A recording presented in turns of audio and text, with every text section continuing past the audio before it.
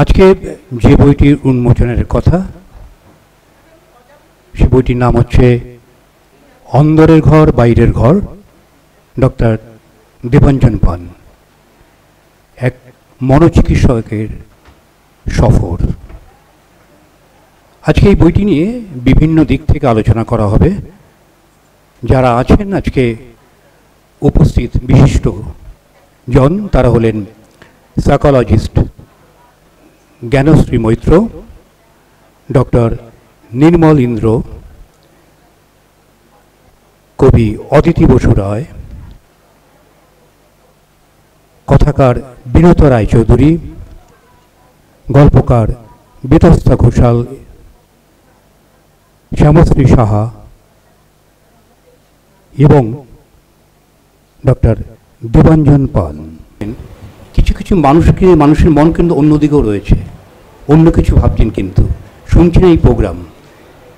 এই প্রসঙ্গে মনে পড়ল দেবাঞ্জন পানের একটি লেখা, এখন না কখন। সেখানে কিন্তু সেই বক্তব্যগুলি ফিরে এসছে।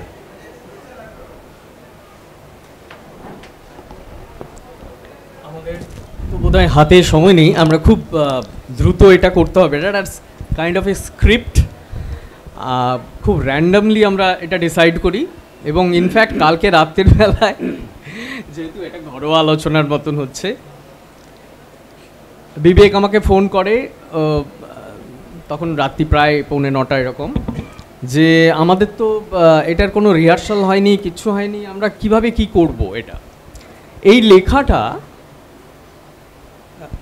এই বছর, মানে গত বছর এই সময় পত্রিকার শারদিয়াতে বেরোয়, বড় লেখা, এখন না কখন।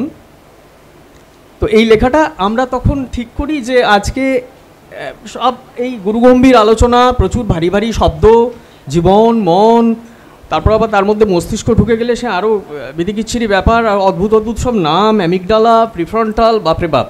তো তার মধ্যে একটু অন্যরকম কিছু হোক। তো সেই জন্য একটা ছোট্ট স্ক্রিপ্ট আমি বিবেককে রিকোয়েস্ট করেছিলাম। বিবেক বলল যে আচ্ছা ঠিক আছে, আমি চেষ্টা করছি, কারণ লেখাটা অনেক বড়, তার থেকে খুব ছোট্ট করে। তো একটু পার্ট ও পড়বে, একটু পার্ট আমি পড়ব। আমরা এইটা করে শেষ করতে পারবো মনে হয়, কেননা 7:10-15 বাজে, আমাদের 7:30 পর্যন্ত এখানের বুকিং আছে। শুরু করি। ও দাদা, আরে ও দাদা, আপনি কোথায়? কি বোকা বোকা প্রশ্ন! চোখের সামনে দাঁড়িয়ে রয়েছি, চোখে কি নেবা? দেখতে পাচ্ছেন না নাকি? হ্যাঁ মশাই, দেখতে তো পাচ্ছি, সামনেই দাঁড়িয়ে। দিব্যি অস্থি, মজ্জা, মাংস, রক্ত সব কিছু নিয়ে বেশ কিছু কিলোর একটি চমৎকার সমাহার। তাহলে কিসের জন্য ডাকাডাকি? আমার চেয়েও ভালো কিছু দেখতে চান নাকি? আসলে ঘটনাটা হচ্ছে, আমি আপনাকে খুঁজছিলুম। আপনাকে মানে? এই তো আমি সামনে দাঁড়িয়ে রয়েছি, আমি সমস্ত কিছু নিয়ে দাঁড়িয়ে রয়েছি। এর মধ্যে যেমন আমার শরীরটা যেমন দেখতে পাচ্ছেন, তেমনি আমার সমস্ত পূর্ব অভিজ্ঞতাগুলো নিয়েও আমি আছি। কিছু কিছু কিছু খারাপ তো আছেই, কিছু কিছু আবার মজার। ওহ, তার মানে বলতে চাইছেন যে আপনি শুধু এই আপনার শরীর এবং আপনার অভিজ্ঞতা, এর বেশি কিছু নয়? যা, এই কি মাথায় ঢুকলো? আমি শুধু এই, আমার আবেগ বলে কিছু নেই। বুঝলেন মশাই, এই আবেগ বস্তুটি হলো আমার জড়ুয়া ভাইয়ের মতন। আমরা কখনোই দুজনের থেকে আলাদা হই না। তার মানে আপনি শুধুই অস্থি, চর্ম, মজ্জা নন, বরং আপনার অভিজ্ঞতা, আবেগ সব নিয়ে অজস্র ফ্লেভারের বেশ একটা কম্বো মিল বলা যেতে পারে। আমি উৎসুক জানবার জন্য যে আপনি কোথায়, মানে কখন। মানে বুঝলাম না। এই তো আপনাকে তো এতক্ষণ ধরে সেটাই বোঝানোর চেষ্টা করছি। সামনেই দাঁড়িয়ে রয়েছি, আপনার সত্যি মনে হচ্ছে? হ্যাঁ হ্যাঁ, চোখটাকে দেখানো দরকার। হ্যাঁ হ্যাঁ, সে তো বটেই, আমি তো চোখে দেখতেই পাচ্ছি। আপনি যে মিস্টার এক্স, আমার চোখে যে ভিজুয়াল কর্টেক্স আছে তা আপনাকে পরিষ্কার করে দেখাচ্ছে, চিনতেও পেরেছে। কিন্তু সত্যি কি বলুন তো, আপনি আদৌ এখানে আছেন, নাকি এই যে এখানে থাকতে থাকতেই আপনি অন্য কোথাও হারাচ্ছে আপনার মন? ঠিক কি বলতে চাইছেন স্পষ্ট করে বলুন তো। আপনি কি সত্যি বিশ্বাস করছেন যে পুরো সময়টা আপনি আমার সামনেই রয়েছেন, এখানেই এখন রয়েছেন, আপনার অফিসে নেই, আপনার শেয়ার মার্কেটে যে নোটিফিকেশন বক্সটার দিকে মাঝে মধ্যেই চেয়ে থাকেন সেখানে নেই? বিশ্বাস করুন, আমি না খুব একজন ব্যক্তিনিষ্ঠ স্বামী হতে চেয়েছিলাম, কিন্তু কি বলবো আপনাকে, সেক্স আর সেন্সেক্স এর মধ্যে আমার মনটা একদম সকালের মতো ঘুরে বেড়ায়। আহা, নিজের উপরে এতটা নিষ্ঠুর হবেন না, সকলেরই একই ঘটনা। এইসব করতে গিয়ে নিশ্চয়ই বুঝতে পেরেছেন এক্ষণ বা এখন আসলে এই 1 টাকার কয়েনের মতো কোথায় আছে, কোথায় যে গলে যাচ্ছে, কোন খাঁজে ঢুকে পড়ছে ধরাই পড়ে না। ঠিকই বলেছেন, আমিও কিন্তু আর ওই 1 টাকাগুলোর খোঁজ করি না। মজার কথা কি জানেন, ওই 1 টাকাগুলোই হলো এই মুহূর্ত, এখন। তাহলে আপনি বলছেন যেসব মুহূর্তগুলো এগিয়ে চলছে সেই মুহূর্তগুলো সব সরে সরে বেড়াচ্ছে বিশাল একটা স্রোতের মতন। তার থেকে এক্ষণগুলোকে যদি টক টক করে ধরে ফেলতে পারি তাহলে আমরা হ্যাপিলি লিভ এভার আফটার। কী করে বলুন তো? আপনি কিন্তু কিছুটা হলেও এক্ষণের মধ্যে রয়েছেন। এই যে আপনি আমার কথা শুনছেন, উত্তর দিচ্ছেন, এটা কিন্তু এখন বা এক্ষণের মধ্যেই থাকা। মুশকিলটা কি বলুন তো? এটা করতে করতেই আপনার মন তো চড়ুই পাখির মতো ফুরুত ফুরুত করে এডাল ওডাল উঠতে শুরু করলো। আর ওই মুহূর্তটায় আপনার মনে যা যা ঘুরছে বা ঘটছে কিংবা চোখের সামনে যা দেখছেন সেগুলো একটা একটা বিটকয়েন। এই তো আপনি সমস্ত ঘেঁটে দিলেন মশাই। আমি আইফোন 30 কিনবো ভেবেছিলাম, যেটা সবসময় আমাকে তড়িৎ গতিতে সব কিছু রিমাইন্ড দেবে, নোটিফিকেশন দেবে। এখন আমি এখনটা কোথায় খুঁজি? না না মশাই, ওসব আইফোন টাইফোন আপনাকে দিয়ে ওই জিনিসটা করতে পারবে না। আপনাকে যে টেকনোলজি করাতে পারবে সেটা কিন্তু আপনার মধ্যেই রয়েছে। কি বলছেন মশাই, আমার মধ্যেই রয়েছে? হ্যাঁ হ্যাঁ, আপনার মধ্যেই রয়েছে, আর আপনি তা জানেনও না। সে আবার কি? কোথায় কোথায় আছে? আরে আপনার সামনে রয়েছে, যেটা আপনার সঙ্গে সঙ্গে চলছে। ও বুঝতে পেরেছি বুঝতে পেরেছি, বুকের ভেতর এই লাভ ডুব শব্দটা। না না না, লাভডুব নয়। লাভডুবের মধ্যেও কি বলে না, ওই 0.3 সেকেন্ডের মতো একটা গ্যাপ থাকে। বরং আপনি শ্বাসে ফিরুন, যেটা আপনার সবসময় চলছে। আপনি নিঃশ্বাসের সঙ্গে বাঁধুন এই এখনটাকে। আপনি নিজেকে বাঁধতে গেলে আর বারবার মনকে চঞ্চল হতে দিতে না চাইলে শ্বাসে ফিরুন, তাহলেই এখনে ফিরবেন। ও মশাই, তার মানে একটা করে ইন্দ্রের দিকে আমি যদি তীক্ষ্ণ নজরে মনটাকে রাখি তাহলেই কেল্লা ফতে। প্রশ্নটা মন্দ করেননি। এক বিজ্ঞানী আছেন, নাম হচ্ছে তার সারা লাজার। হ্যাঁ সারা, হ্যাঁ আমি জানি জানি জানি, সারা আলী খান। মাফ করবেন, উনি সারা লাজার, আপনার সারা আলী খান নন। উনি একজন বিজ্ঞানী।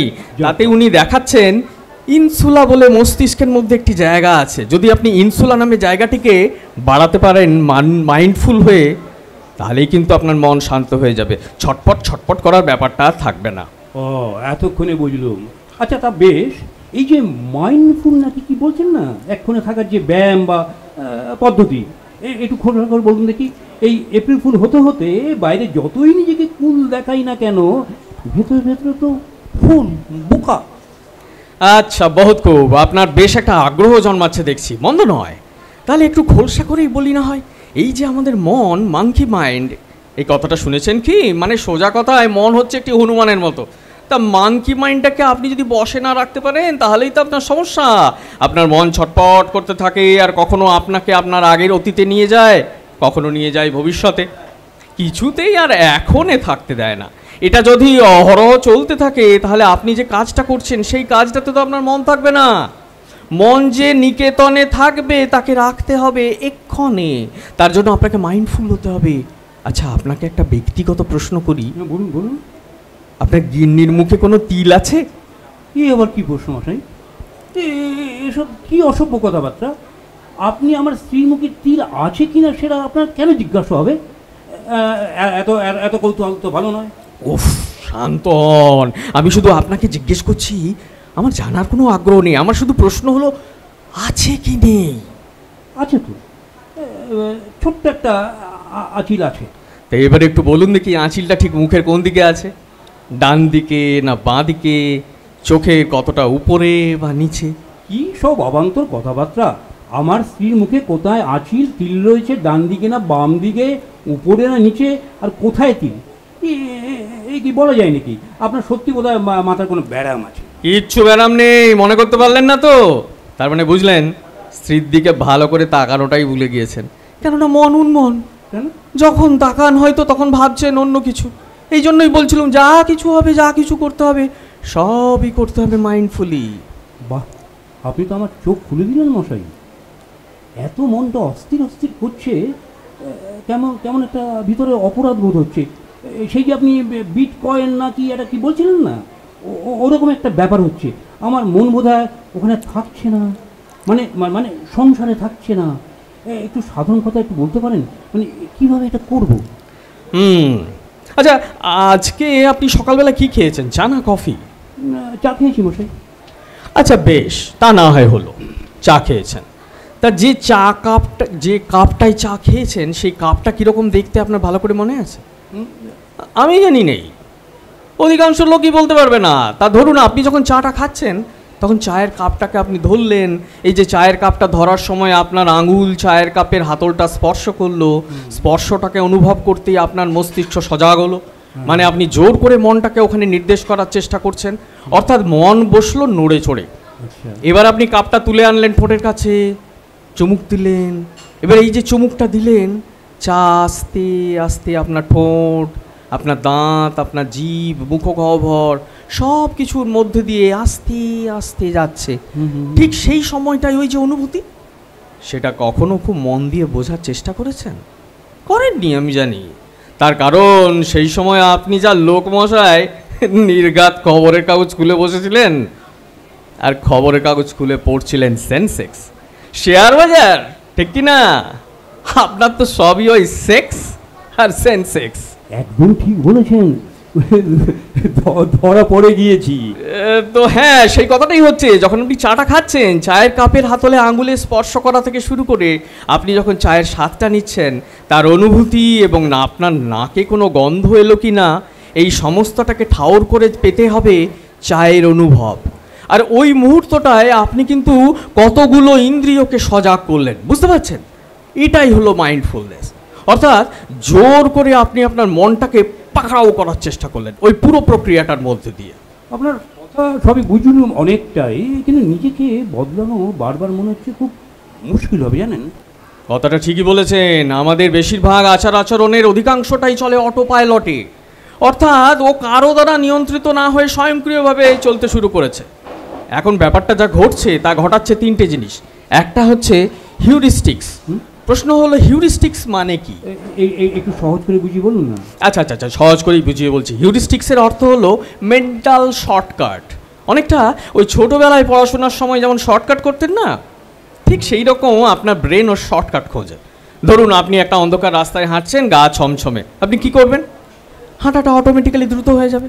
অর্থাৎ নিজেকে বাঁচানোর শর্টকাট ব্রেন সব সময় খুঁজে রাখে, আর ওই শর্টকাটগুলো অনেক সময় আপনাকে অনেক ভুল সিদ্ধান্ত নিতে সাহায্য করে। একদম ঠিক, মানে একদম ঠিক, মানে খুব সহজেই আমি জানেন ওই দ্রুত সিদ্ধান্তে পৌঁছে যাই। ঠিক এই রকমই যে মেন্টাল শর্টকাটস, তা আমাদের অটো পাইলট মোডে রাখে। আর কি কি বিষয় হলো আমাদের অটো পাইলট মোডে রাখে? রাখে আমাদের অভ্যেস, যেভাবে অভ্যস্ত হয়ে খাবার খেতে, স্নান করতে, জামা কাপড় পরতে, টেনশনে নখ খুঁটতে। সুতরাং এই অভ্যেসগুলো আমাদের রাখে অটো পাইলট মোডে। আর 3 নম্বরটা কি বলুন তো? সেটা হলো আবেগ।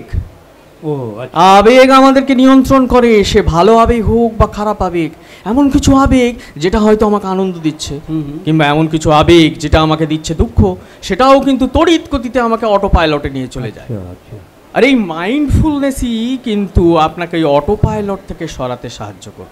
অর্থাৎ যখন আপনার ব্রেইন একটা করার জায়গা থেকে হওয়ার জায়গাতে আসবে, এটাকেই বলে ডুইং মোড, যা আপনার অজান্তেই মানসিক সংকট, ক্ষোভ, দ্বিধা, গ্লানি, অপরাধবোধ ইত্যাদি তৈরি করতে থাকে, ওই ডুইং মোড।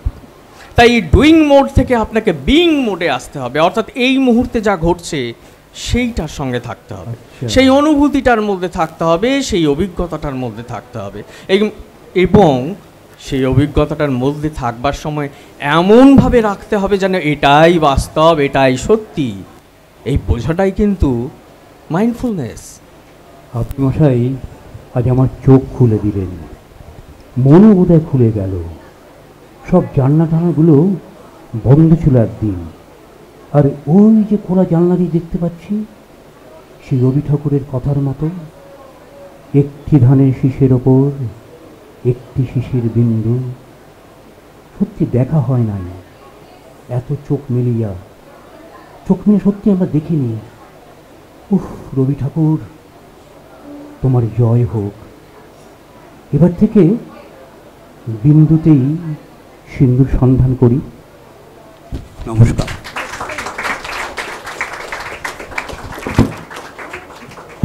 এসে এই দাঁড়ালো যে একটা গান আছে না, পাগলা মনটারে তুই বাঁধ, আমাদের সেই বেঁধে রাখতেই হবে।